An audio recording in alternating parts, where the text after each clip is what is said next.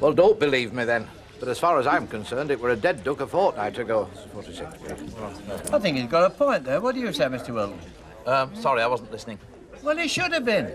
It's no good sitting on the fence when the enemy's drawn up a battle plan. Now, are you with us or against us? Well, I must admit I prefer the place as it is. Of course you do, a red-blooded Englishman like you. Look, I'm sorry I can't stay. My supper's on the table. Night. Hope to see you again soon, Derek. Right, Percy, I bet you used to empty the Isolde quicker than the national anthem. So listen, Alec, you expect us just to sit here and keep our mouths shut? Well, I'm afraid that's not my style, mate. No, it's not. More's the pity. Come on, Jim, let's sit down. Yeah. You know, I'm beginning not to trust the company at the bar anymore. It doesn't mean it. I'm sorry about this. Liz, will you stop apologising for me all the time? Well, somebody's got to. Let's just go and have a quiet drink, eh? Yeah, all right, well, we've still got the chance. But the thing goes on as it is. Take the poll tax. What's the poll tax got to do with the price of fish? Well, we didn't want that, did we? But they forced it on us. Well, you can't blame that on Newton and Ridley, Mr. Sutton. No, but it's the same principle. It's authority riding roughshod over the wishes of the people. If we don't want this pub taken over by hamburgers and bubblegum, then we've got to stand up and be counted. Yeah, he's right, you know. I mean, has anyone ever tasted American beer? Oh, give all Riddle up the American. Newton and Ridley's, won't it? Well, it won't taste like it served up in tankers covered with blooming stars and stripes. Now, what we want now is to let the brewery know the feelings of the ordinary people. And I'm quite willing to lead a deputation to acquaint them with our opinion in the matter. Good thinking, and I'll come with you. And then after you can come back to my place for a bit of supper. With all due respect, Mrs. Pearce, I think any such deputation should consist of people who are actually resident in the street. I mean, we're the ones whose property values will be adversely affected. Point taken, Mr. Wilton. Very good. Mrs. Bishop can go because she's a property owner. Well, you are not. I know, but I can go with her. She needs somebody a man to look after her interests. I won't want anybody to look after me because I shan't be going. Had quite enough of confrontation over the Morris Jones issue. Oh, understood, yes. Well, in that case, I appoint Mrs. Wilton. How are you fixed for this afternoon? You know, it's no good letting grass grow. I expect I could get an hour off. Look, hang on, look, first. I don't remember appointing you our spokesman.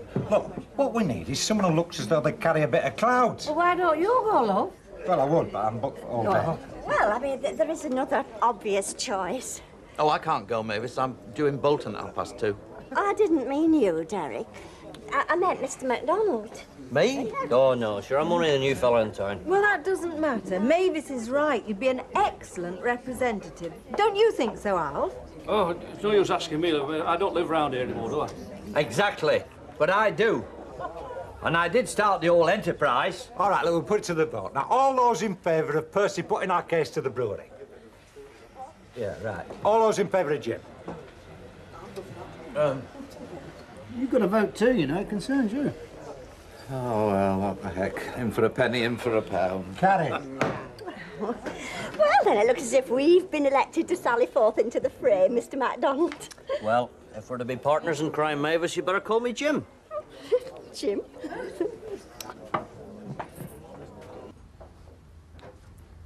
Mrs. Wilson, Mr. McDonald. Cup of coffee? No, I don't think so. We're all busy people, so I suggest we get straight down to business. As you wish. Well then, I think the position that we see it is, well, now, correct me if I'm wrong. Look, I understand that there's a place in the scheme of things for these flashy, tarted-up boozers, but there's also got to be a place for pubs like the Rovers Return. You see, it's part of our heritage. I mean, well, the Rovers Return's been a local institution since before the First World War. We live in a changing world, Mrs. Wilson. In the era of the microchip, there's no room for false sentimentality. It's not false sentimentality. We like it the way it is. We being? Everybody. Oh, I doubt that very much, Mrs. Wilson. It's Wilton. And nobody wants it. I mean, it's just going to be a white elephant. Yes, well, I'm sorry, but I think you'll agree I've listened very patiently to what you've had to say. Yeah, well, you've listened very patiently, but you haven't taken a blind bit of notice of anything we've said. As chief executive of Newton and Ridley, I have an obligation to my shareholders. I have to decide what is in the larger interests of the brewery. Well, what about the larger interests of the community? Well, exactly. My husband and I bought a house just across the road from the Rovers a short time ago, and, well, I mean, it's just going to be a nightmare If there's hordes of noisy lager louts outside on the pavement night after night. Ah, so there is some self-interest involved. No. Well, yes. Both. Anyway, I'd feel the same about Yankees even if we didn't live there. Either way, you're being excessively alarmist, and besides which, you're also contradicting yourself. How am I? If hordes of people are going to frequent our new Yankees, it's hardly going to be the unpopular white elephant of your predictions, is it? Much as your small band of supporters may turn their face against progress, I can assure you that our market research shows there's a very large demand for this kind of switched-on leisure outlet. Now, good day to you. Well, we can't just leave it like that. Come on, Mavis, love. We're not going to get anywhere with this bloke. No, we're not. Because he's a greedy, selfish man who only thinks about money and he doesn't care two hoots about what people want. And I, for one, hope that his precious switched-on leisure outfit blows up in his stupid, arrogant, switched-on face. Come on, Jim. Well, any joy? No, not much done. The man is a pig. Didn't I tell you? You wouldn't get anywhere. Oh, shut up, Percy. Well, I'm afraid he's made his mind up. It's as simple as that. So, tell us something we don't know. Didn't I tell you we're sending wrong man? It'll be his bullet china shop approach till I've done damage. My wife went along as well, and nobody could be more diplomatic than Mavis. All same, discussion would get heated. Am I right? Harsh words were said. But you don't know what he was like, sat there smirking in his stupid striped shirt. That's why That's why I lost my cool. I'm sorry I said some things I shouldn't have done. Oh, come on now, Jim. No. It's all right, Mavis. Mr. Sugden said I'd lose my temper, and I did. I'm sorry. It was me. I blew it. Well, at least you tried, mate. I don't suppose it'd make any difference in the long run, whatever you said. That little swine would always go his own road. Mr. Gilroy, Mrs. Gilroy. Could I have a word in private, please?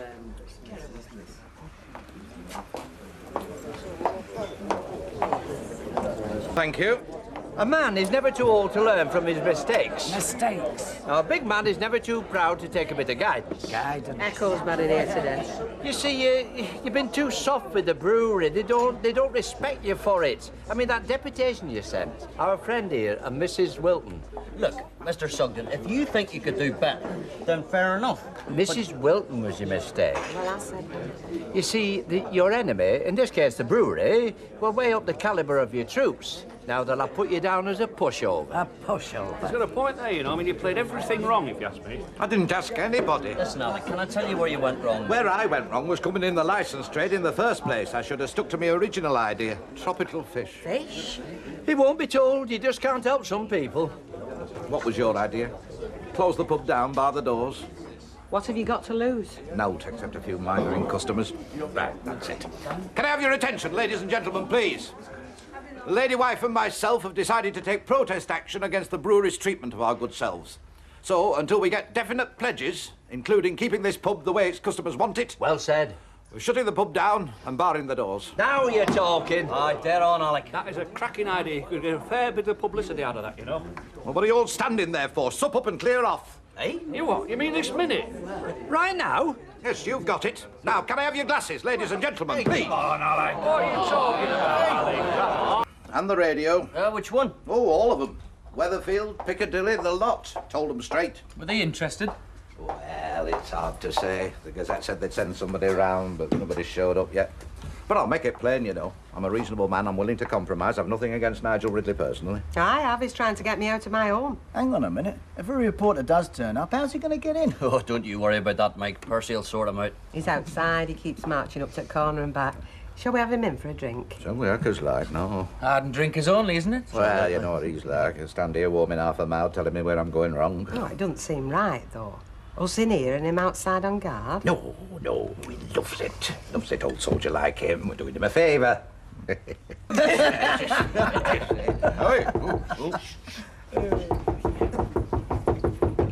We're closed. Is that you, Mr. Gilroy? Oh, poor devil. Let him in. I'm sorry, Percy, we're closed. Side door. Oh, go on. I can't make exceptions, Percy. If I let you in, I'll have to let them all in. Side door, side door. He wants to come in at the side. I'm letting him in. I'm coming, Percy, lad. Wait your sweat. On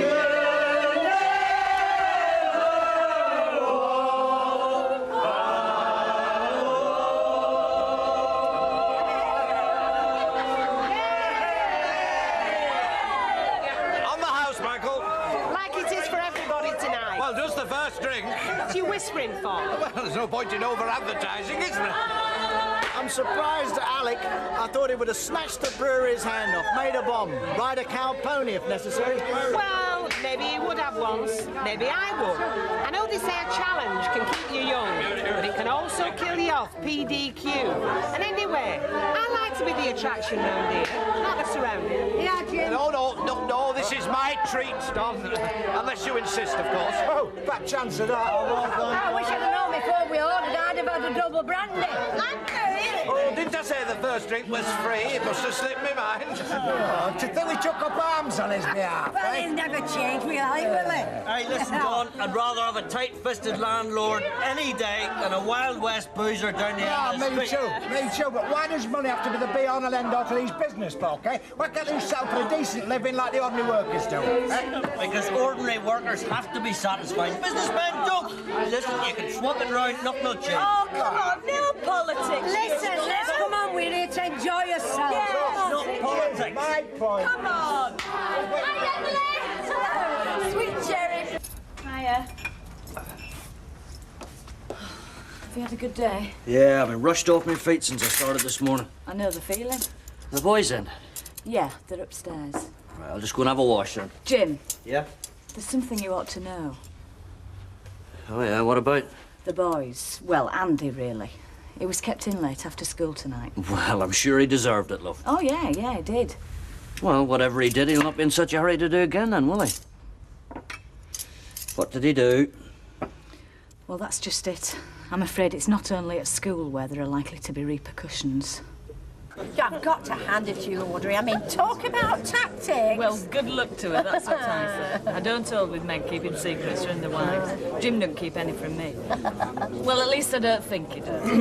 Look at them. They're like a coven of witches. What you talking about, mate? You brought it on yourself, you did. Listen, do you give Alma chapter and verse about every penny you earn? Well, of course I do. But not every tenner I earn.